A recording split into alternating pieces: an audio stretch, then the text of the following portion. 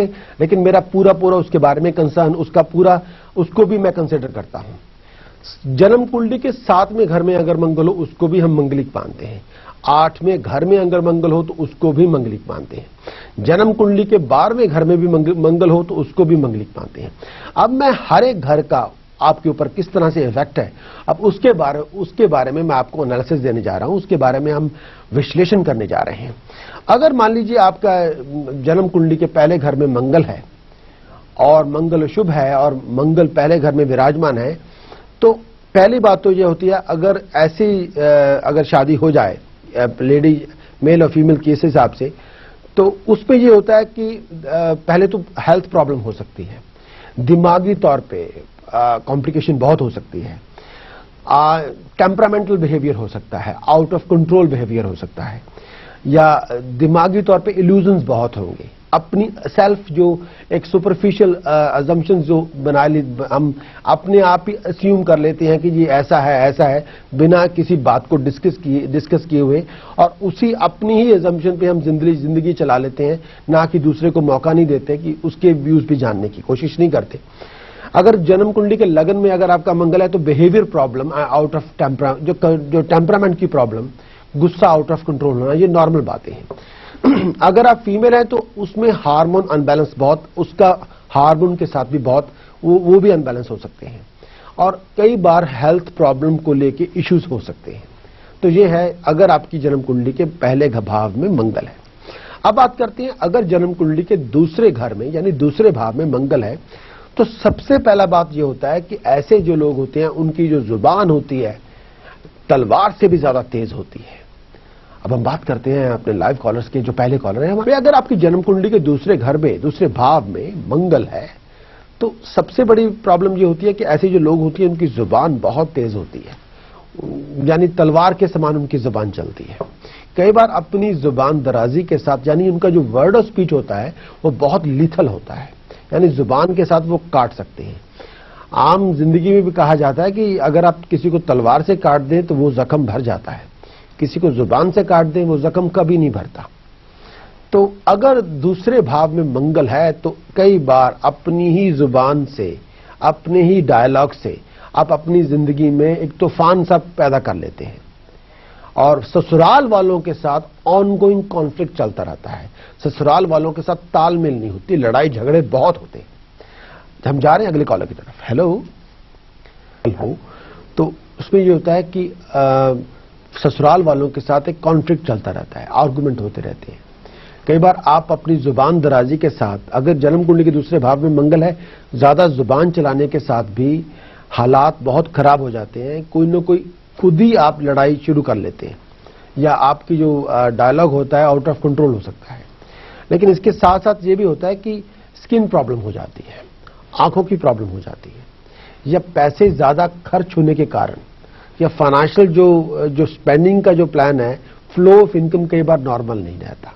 पैसा ज्यादा खर्च होने के कारण सर पे कर्जा बहुत चढ़ा रहता है, या हालात में ये होता है कि आपके जो खर्चे होते हैं आपकी इनकम को सपोर्ट नहीं करते कई बार, और या हेल्थ प्रॉब्लम को लेके कोई ना कोई प्रॉब्लम चलती रहती है।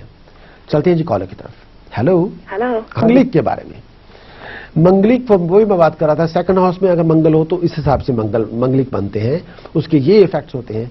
अब मैं जो अपनी प्रैक्टिस में ये कहता हूं कि अगर चौथे घर में मंगल है, चौथे घर का मंगल, किसी की कुंडली में चौथे घर में अगर मंगल नेगेटिव होकर बैठ जाए, या आप चौथे घर में मंगल महाराज विराजमान है, तो ऐसा मंगल आपकी वाइफ के लिए, आपकी मदर के लिए, आपकी वेल्थ के लिए अच्छा नहीं होता।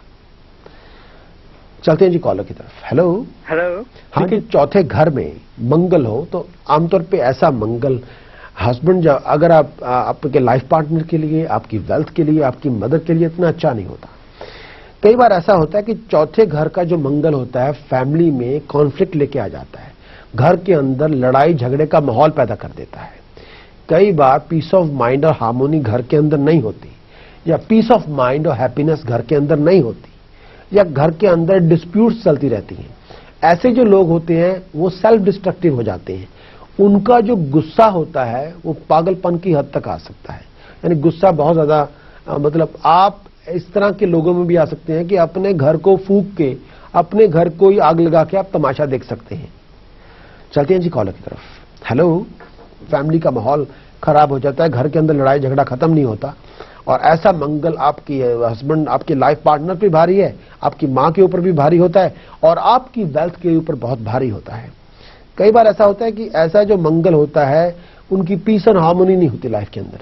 जले हुए लोग होते हैं, सड़े हुए लोग होते हैं, हार्मोनी नहीं होती, खुशी नहीं होती, चेहरे पे मुस्कुराहट नहीं होती। तो ये है उसका चौथा घर का मंगल, इस तरह का होता है, इसको भी मंगली कहते हैं। अब जो पांचवी में मैं खुद प्रैक्टिस करता हूं, अगर आपकी, चाहे आप मर्द हैं चाहे आप औरत हैं, अगर आपकी पांचवें घर का, अगर आप पांचवें घर में भी मंगल है, तो इसमें यह होता है कि आपका संतान विनाशक योग बना हुआ होता है, कि यानी औलाद खत्म हो जाती है पांचवें घर में मंगल हो। या अगर औरत का जो मंगल पांचवें घर में हो तो उसमें यह होता है कि मंगल की वजह से उनका थर्ड मंथ जो प्रेगनेंसी का होता है, फिफ्थ मंथ होता है, 8वां महीना होता है, उसमें बच्चे का जाया होने का खतरा बना रहता है, मिस कैरेजेस होती रहती हैं, ऑपरेशन होता है बहुत बड़ा। तो ये पांचवें घर का मंगल, इस तरह की उसकी अलामतें होती हैं। अब हम चलते हैं लाइव कॉल की तरफ। हेलो। संतान नहीं होती, बच्चा पैदा नहीं होता, बच्चा पैदा होने में प्रॉब्लम हो जाती है, संतान नष्ट हो जाती है, ये बड़ी मुश्किल होती है।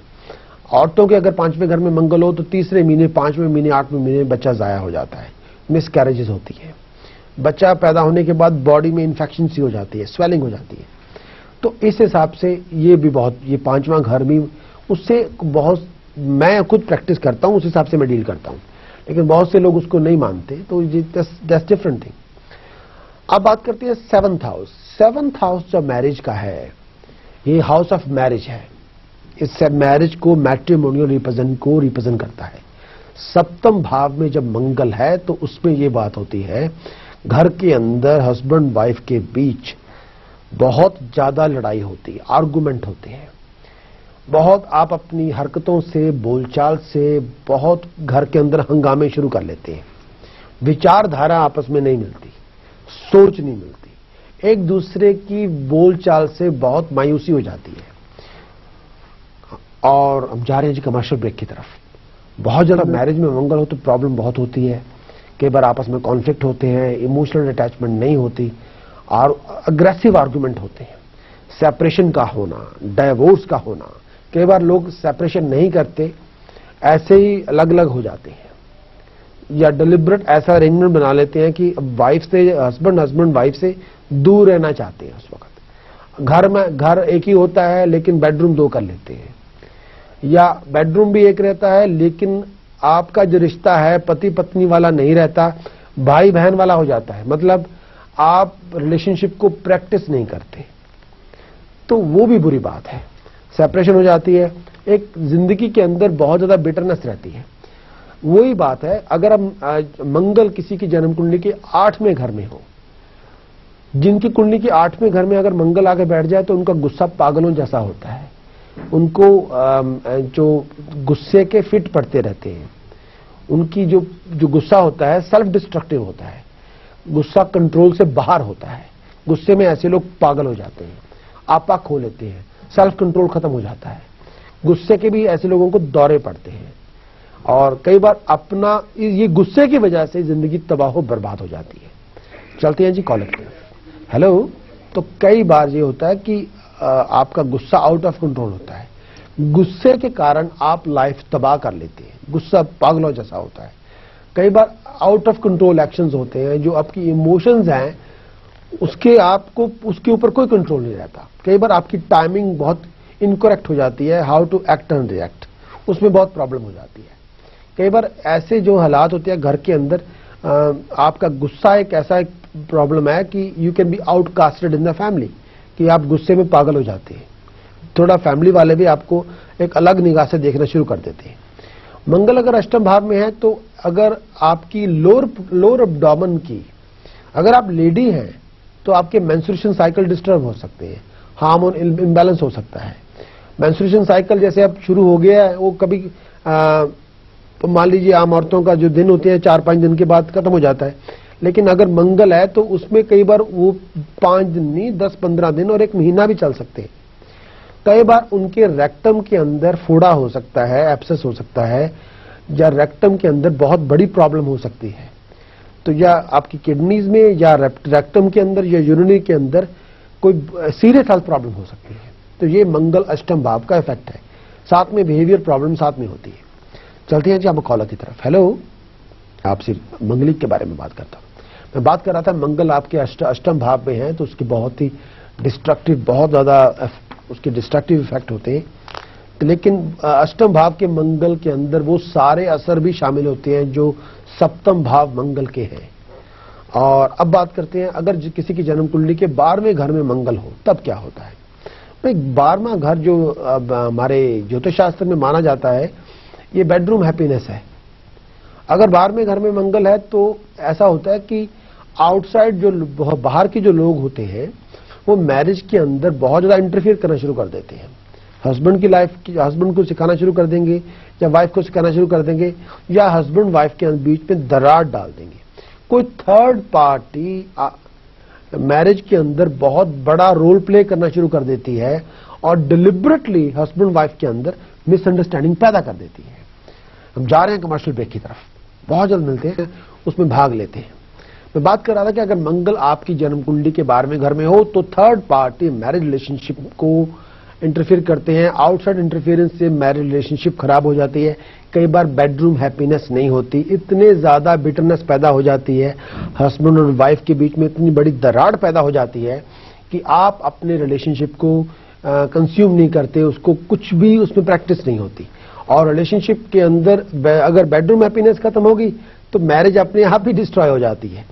और एक बात और होती है कि कई बार ये जो आपका जो मैरिज रिलेशनशिप में कई बार आप दूसरे लोगों को खुश करने के लिए अपनी जिंदगी तबाह बर्बाद कर लेती है। यानी कई बार मैरिज के अंदर हस्बैंड वाइफ इंपॉर्टेंट नहीं है, आउटसाइड जो लोग हैं बहुत इंपॉर्टेंट बन जाते हैं, जो बिल्कुल गलत बात है। और इसी वजह से इसका 12th हाउस का जो मंगल है वो इस तरह से मैरिज को डिस्ट्रॉय कर देता है।